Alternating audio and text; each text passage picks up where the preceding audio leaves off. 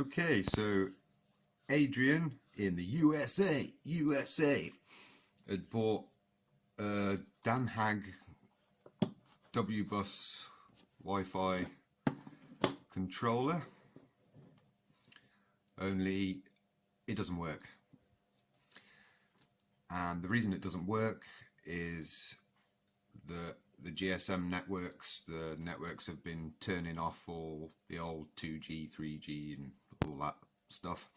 However, Danhag use, well, the easiest way to explain is that Europe and the UK use GSM 900 and GSM 1800 megahertz service. America uses GSM 1900, so it's basically not compatible with the American networks. So Adrian contacted Danhag and said, if I change the module inside, will it work? They got back to him and said it should. So this is all a test at this particular moment in time. He did try and remove it himself, and he lifted some pads on the module. He asked around in his local country, in his local area, Michigan, and there was one or two people that were willing to solder the module for him, but they're wanting to charge $350+, which on the price of these is just unacceptable. So this is the offending unit, and he is also, oops, that's what happens when you don't have the screws in. He also sent a brand new one. Now, quite interesting, when we look at the label on this one, the original one, we can see it says model W-Bus and the version is 1129. However, the new one is a bit more updated. It's 1132 and it says W-Bus LTE. So technically LTE is 4G. It's data. So this should work. Well, it would work here, but of course, being the 1900 service, it's the wrong module inside. So let's see how bad it is. So obviously flips off, and there's a stick-on antenna there that clips to the board on a little UEFL connector. It's a very modular system, so the board lifts out, and these parts are just laser cut, standard sort of case. So we remove the case. I will, before we turn it over, I will insert a shot from email so that you can get a clearer view as well. But the original module on there, so we turn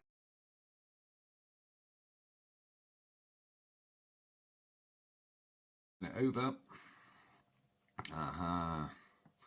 So you can see the module he managed to remove. Good for him, he left the flux there. That's useful. But he said he might have damaged pads. Well, luckily he hasn't.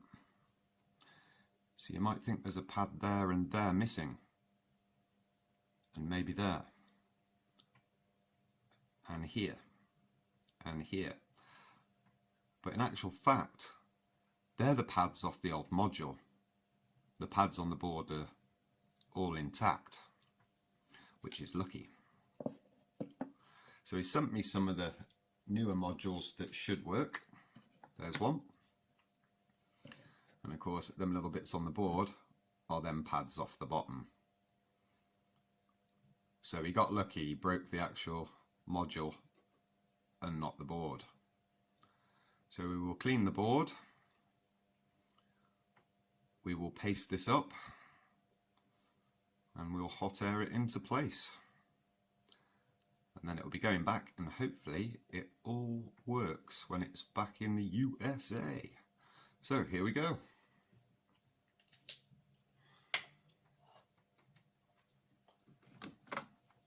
First of all, we'll start with the iron. And this board is FL494V, so it's a good quality board. We're working at 370 Celsius, which is appropriate for this. Use some nice lead solder. I'm just going to gently stroke the contacts first. There we go, there's the first one. You see it right on the end of my iron? Tiny little thing. Oh, burnt my finger. There's the pad. So I'm just going to go around and clean up all the pads first.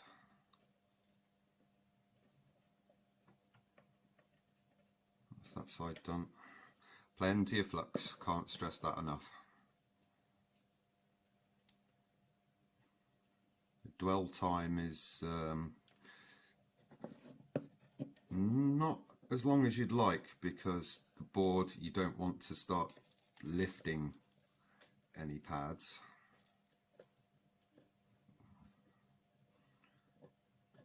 I've used that terrible lead-free solder. There's that one off. Test that, that's fine. Okay.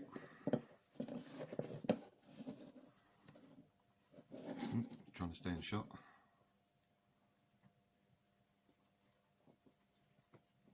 There's that little offender.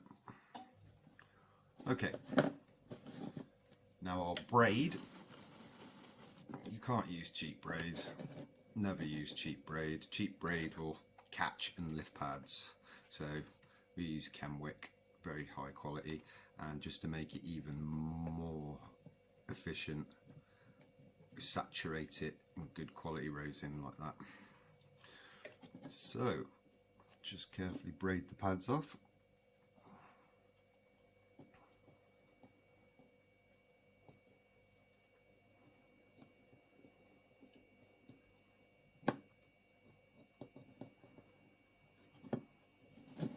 That's the first one.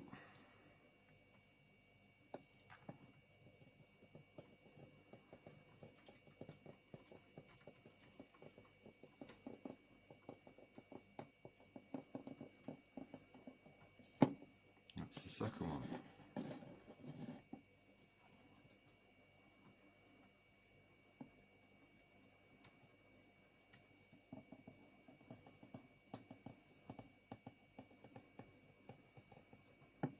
Third one.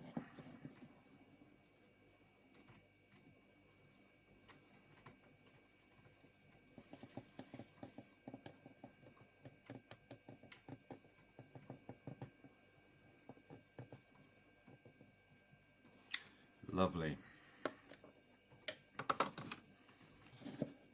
So I will now,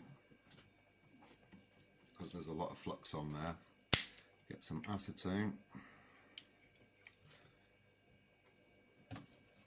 on a pad, and we'll start removing the flux, all of it off, whilst trying to remain in shot.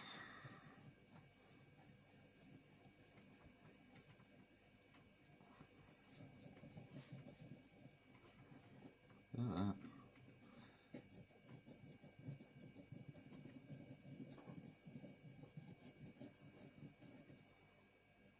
All off. Well, almost all off.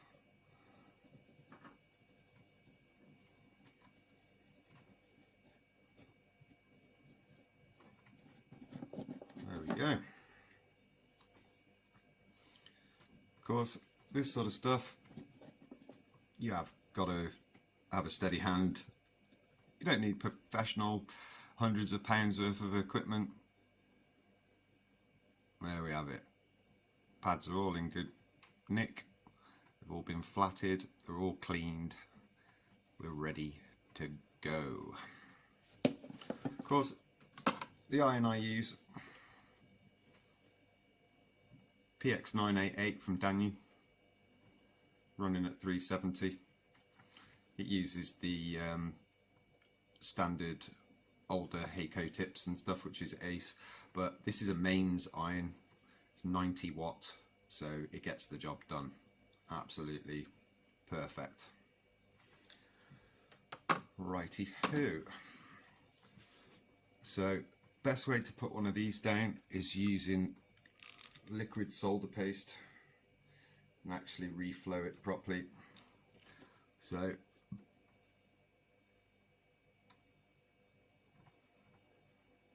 that's your stuff. 183 Celsius is leaded solder, the best.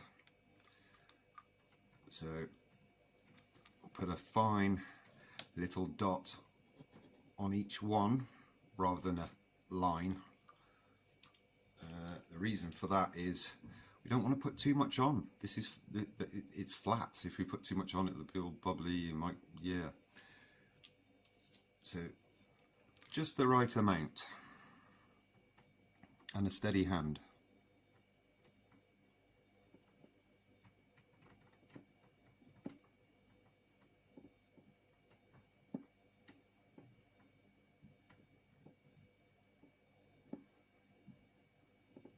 How much is the right amount?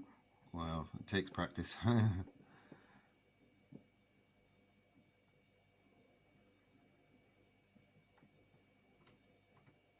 So that's the first line there. You see just tiny little peaks, tiny little bumps. That is plenty. So we'll go around and do the rest. Excuse me.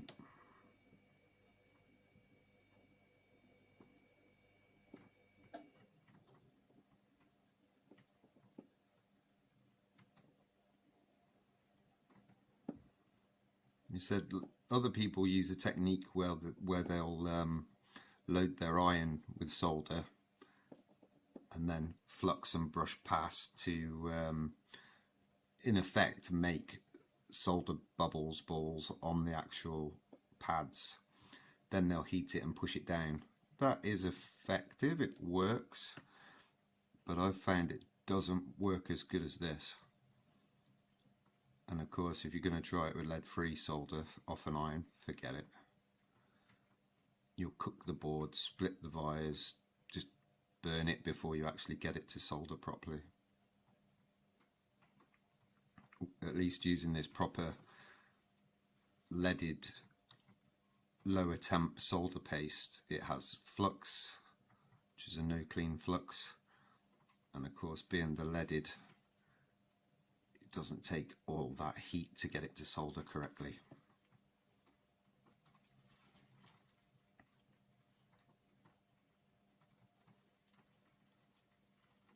The majority of Webasto repairs are because of the lead-free solder. When they took lead out of solder, it made it brittle. It didn't like to expand and contract like leaded did. Putting that little bit of lead in just works. Now of course for new products unfortunately you can't use lead, but obviously for repair you can. That was what was wrong with the first Xbox 360s when they red ringed. It was basically, that was the change over to lead free and hot and cold cycles with the processor, and the solder balls underneath would do exactly the same. One solder ball would break and your Xbox is rendered useless. So there we go, we're pasted. Now let's set this. Yeah, we'll have to set it up a little with a spacer.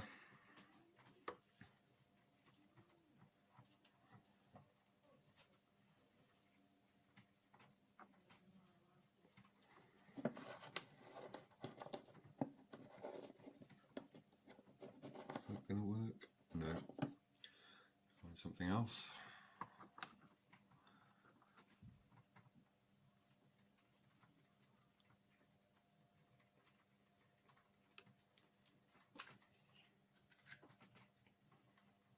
see if a stack of blades will do it.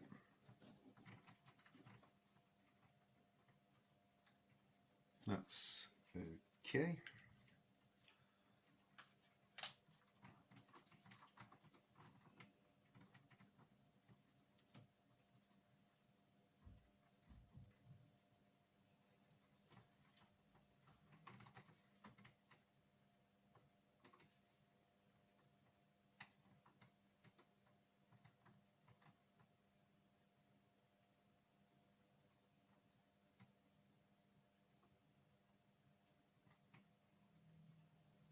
Now, where's that new module?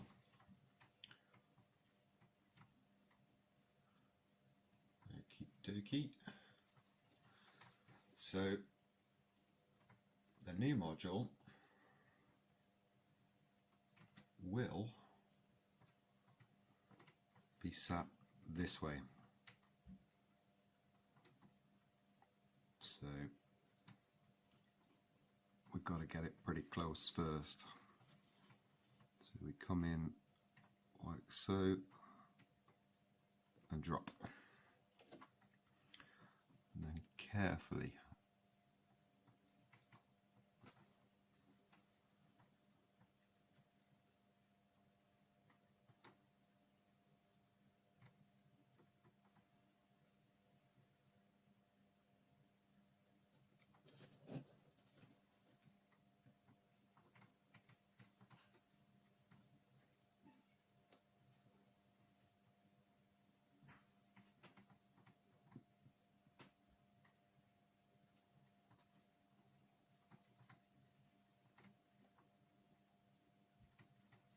okay, we're in position.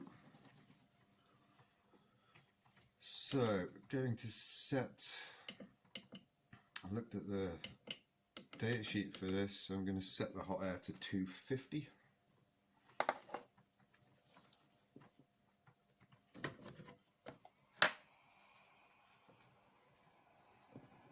And the trick is not to heat the module.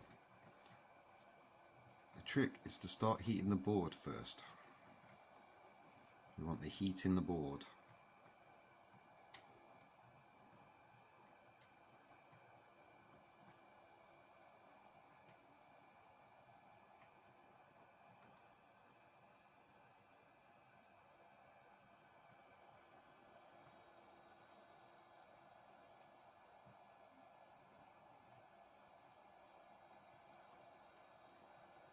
The solder paste is sort of relaxed now, and I can see that it's totally flush. See, certain ones of these, they have like edges where you could run down with the soldering iron. These have no edges, so they must be done with hot air. It's the only way.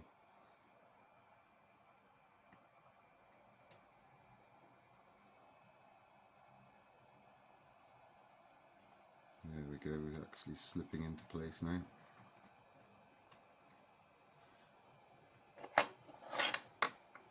Oh, he's moved.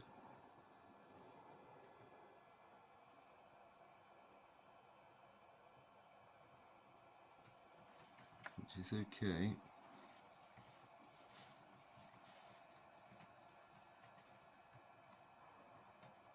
I'm not running enough speed on the air.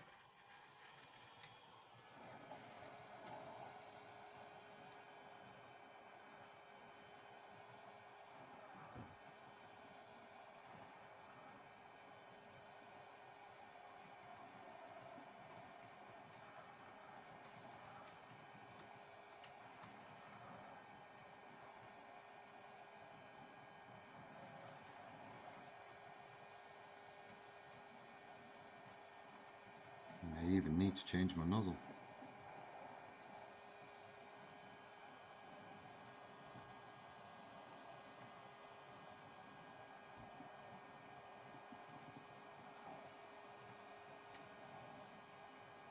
Yep, I'm going to change the nozzle.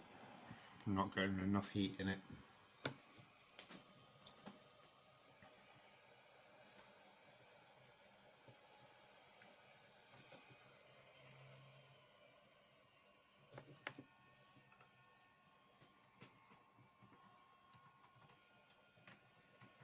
So I'll just change the nozzle. I'll be right back. Ah, camera stopped there. And I believe we've jumped into position. Yep. And we'll allow that to cool.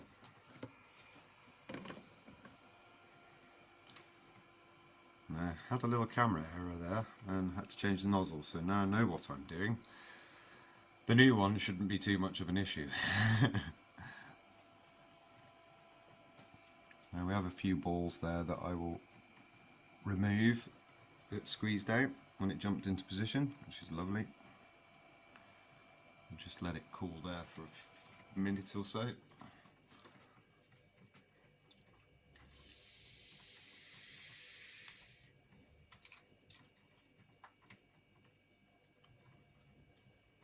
Well, I'll bring it back when it's cool. So I'm back. The board is cooled and I've just carefully run the tweezers around the edge, and that's what I got off. Just a few tiny balls there like that. Nothing special. Shows just the right amount of solder. So here she is. As you can see, it's all nicely flat to the board. Nice and flat.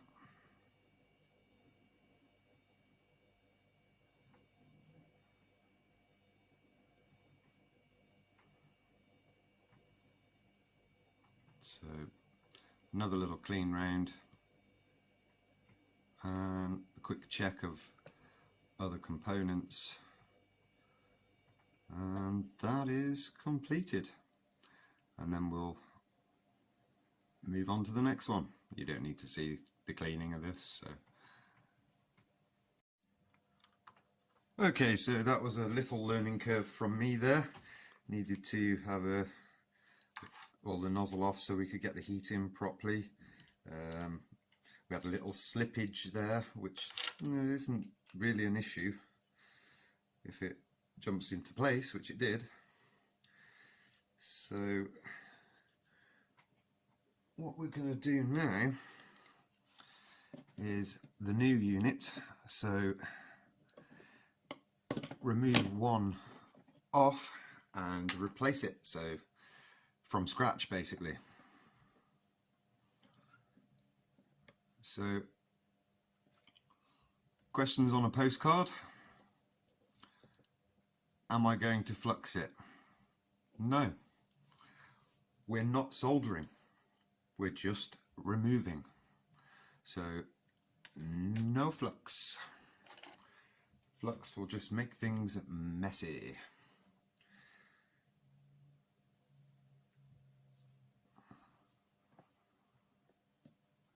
So I'm just going to open my tweezers a bit wider, because this module is quite wide, quite big. Incidentally, if anybody's got anything else that they would like repairing, like something like this, no, we don't just do Webastos. So, you know, I've done a lot of car ECUs as well, and repaired a lot from ECU Doctor, and they charge stupid money, absolute stupid money, and their repair work, well, in them particular ones wasn't great, because I had to repair the repair. But that aside, I wouldn't want another one of my videos getting banned for some form of defamation. I don't know how it did. I reviewed it myself. It was of the other W-Bus competitors' W-Bus modules, and if we're being honest, it was just my opinion of the quality of them and why you shouldn't buy them, and maybe you should buy one of ours. So there we go. We'll wait for the YouTube decision of whether I'm allowed the video back or not. But that aside, here we go. So upped with the air a little bit, it's 300 Celsius. Just going to preheat. No flux. Want this to come off dry, nice and dry. heating the board first before touching the module.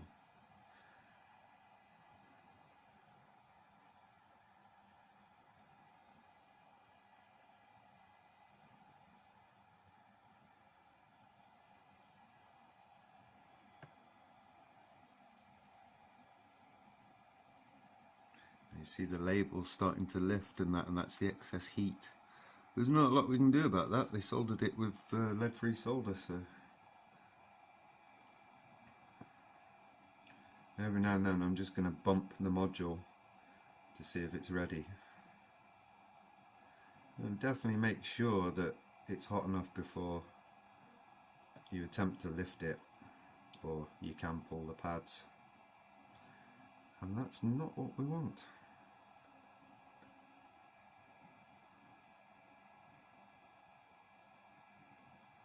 So you can see this is a SIM 7500E, and we're replacing it with a SIM 7500A. I haven't gone into the datasheet as to what that actually portrays. So hopefully, Adrian, you've selected the right ones.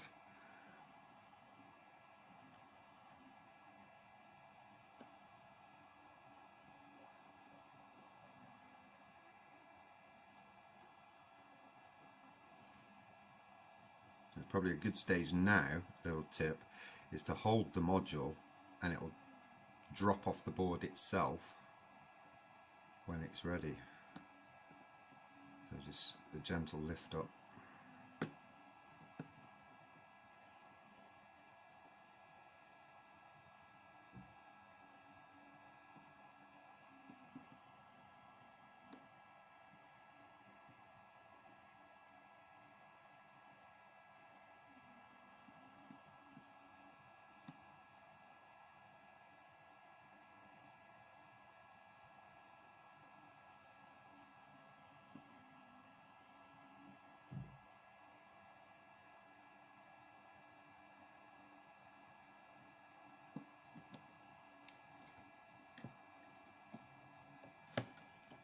Just going to up the temp a little bit.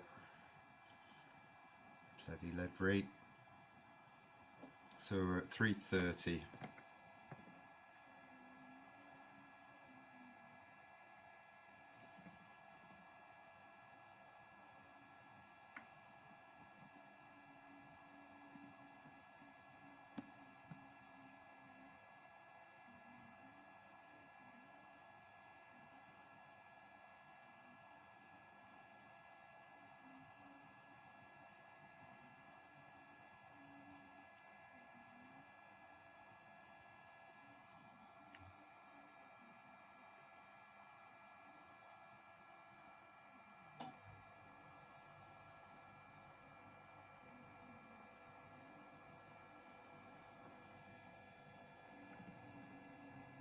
And we're ready, and we have lift.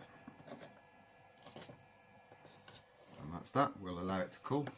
I'll come slightly back down on my temperature now. And I'll be back in a moment when it has cooled.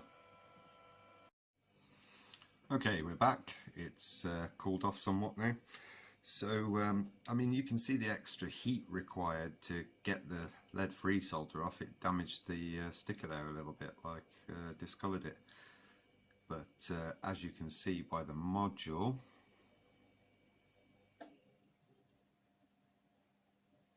and then as you can see by the board, we're not covered in gross flux this time everywhere and that.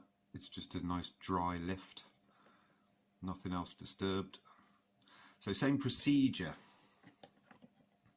So we'll just move that out the way for a moment and bring the actual SIM module in. And what I'm going to do is braid the module. Just in case, ooh, move the camera, just in case he would like to use it in the future or whatever. So back in with the braid.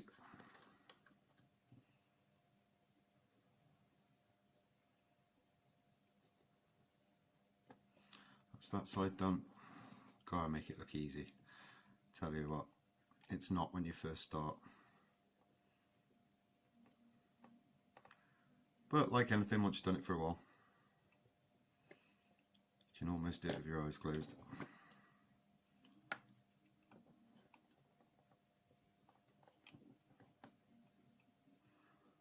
Suck up all that nasty solder.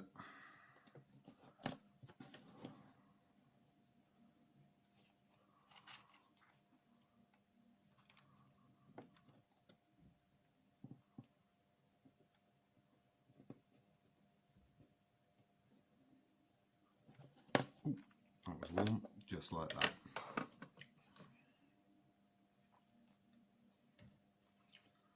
And I'll come in with one of my pads.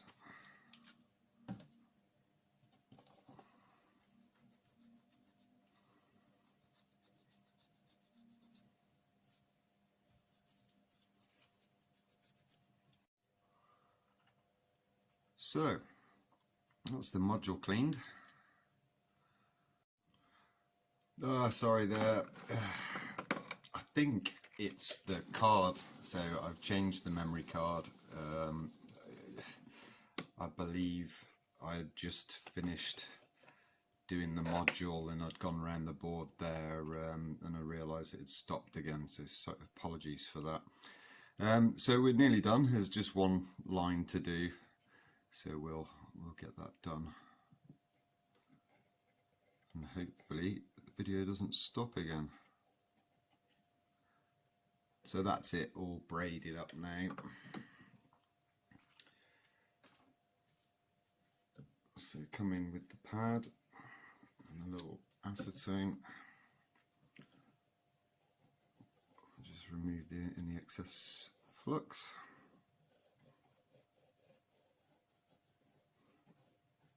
There we go. We're all good again. As if it never happened. Technical difficulties. Technical difficulties are fine as long as you can overcome them. So, ready for the pasting again. So we'll come in with the paste again. I mean, some people may find this video a bit boring. There'll be one of you out there that loves a bit of solder porn, so this time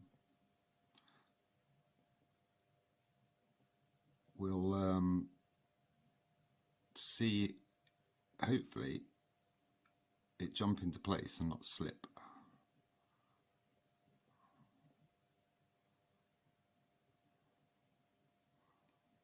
So that's the first line.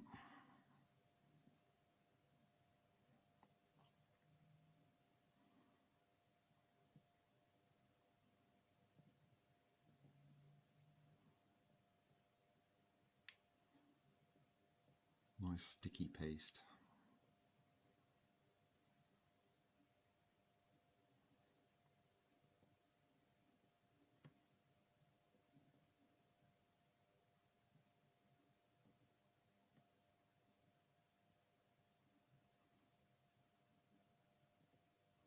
There's one product that most people would like repairing that I don't do, and that's mobile phones. There's far too many parts. You need to be in the mobile phone game to be able to do mobile phones. And that means a lot of parts, a lot of equipment.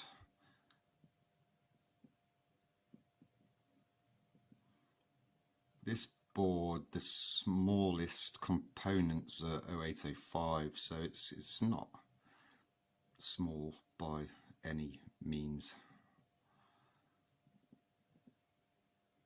Whereas by the time you get in onto 402 or 201, which is 1mm by 2mm and so on, then yeah, you sort of need machinery to do that then.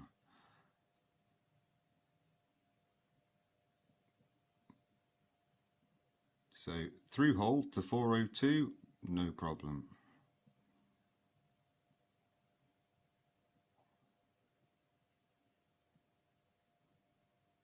Corrosion repair, track repair, via repair, module repair.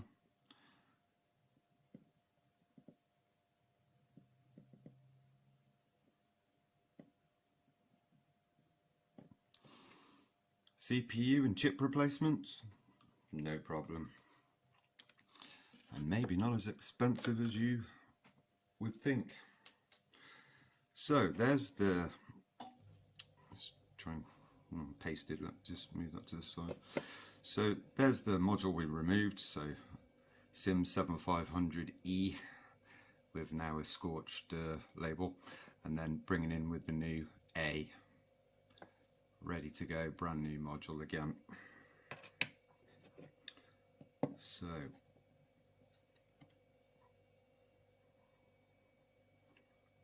lining up, drop. That's quite good alignment for first go. Just dropping it down there.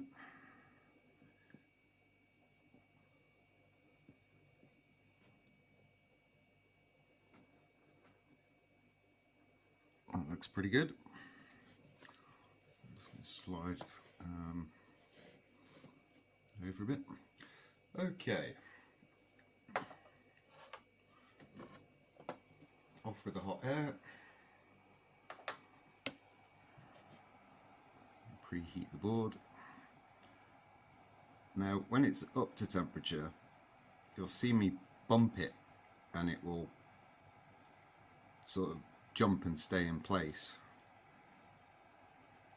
And that's when you know it's good. So that's it leveling down now, so the paste warms up.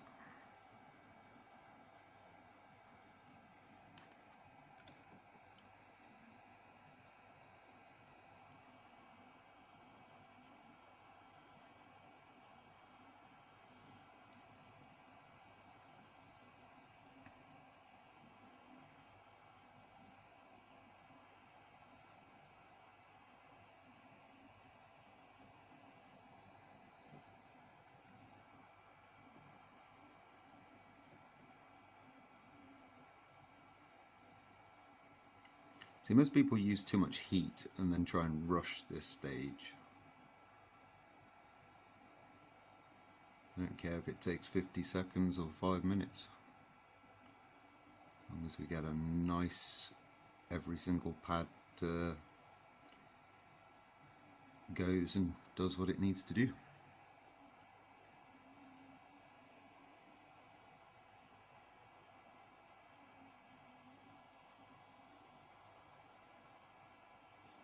Incidentally, we've been having a lot of emails of when is the commander ready. Well, due to the chip shortage, we've been suffering and getting hold of chips, so we have managed to get a batch, so they will be imminent any time. We can start to see the excess little couple of balls squeeze in, so we're nearly there.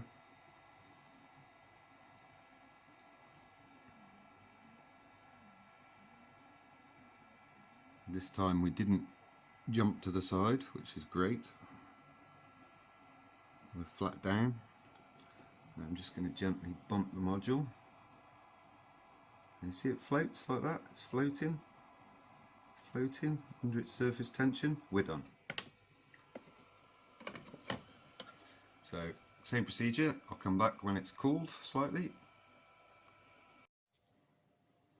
Okay, so we've cooled sufficiently.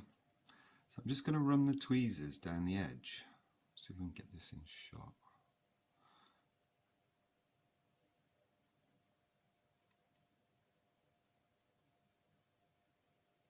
See that on the end of my tweezers? That's too small for the camera to focus. See if it'll do it on my finger. Just one or two tiny balls. Perfect. Just the right amount. Same there. There we go, in shot. Just tiny few balls there.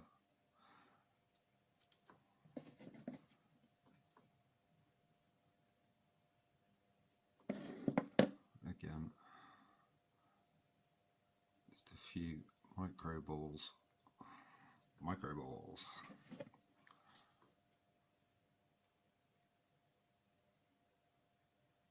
like so.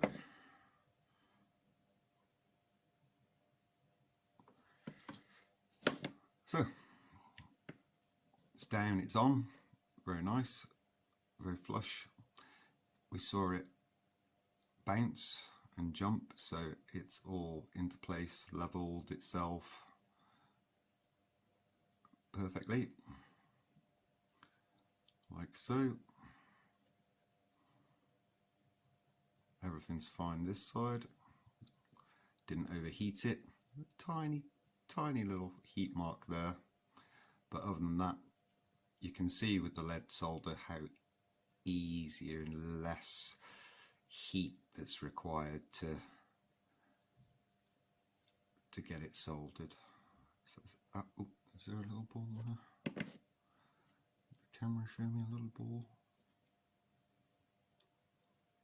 Tiny. So come in with cotton bud, some acetone,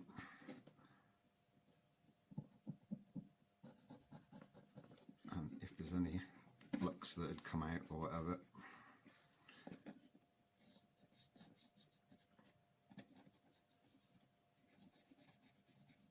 and we are done with this module. So let's put it back together. So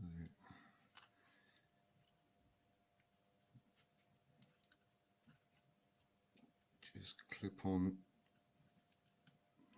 carefully.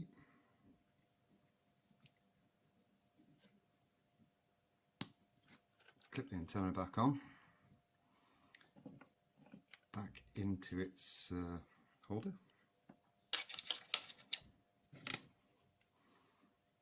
Bring the sides back in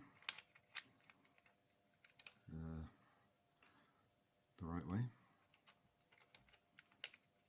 like so.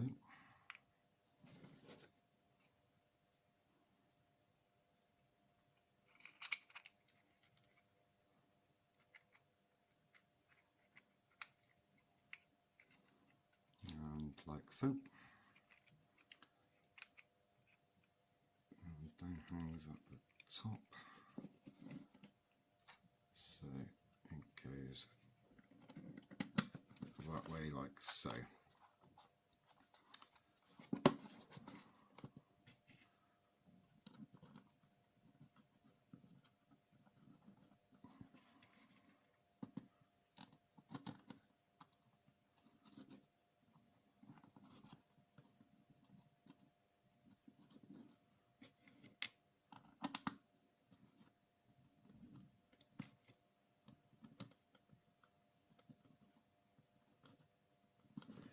We'll get that screwed down. There is still a brand new module that Adrian had sent me, and the old cleaned up module, so they will go back to him.